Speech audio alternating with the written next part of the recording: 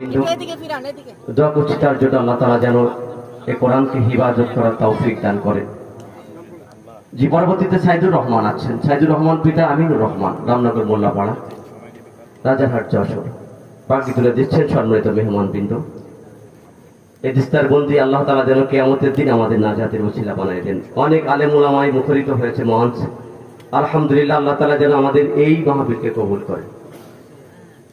এরপরে পাগড়ি নেবেন, হাত দিচ্ছেন আমাদের প্রিয় হাফেজ সাহেব, বড় হাফেজ সাহেব মোহতামিম রকিবউদ্দিন, যার হাতেই ছাত্র লালিত পালিত হয়েছে। এরপরে আসছেন হাসিবুল হাসান, পাগড়ি নিচ্ছেন।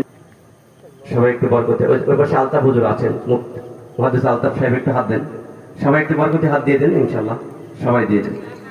আমাদের মুহাদ্দিস আব্দুল খালেক গফফর ভাই একটু সামনে আসেন, একটু হাতটা দিয়ে দেন। আপনি আলোচনা করলেন, মুখ ধন্য করলেন, একটু হাতটা দিয়ে দেন।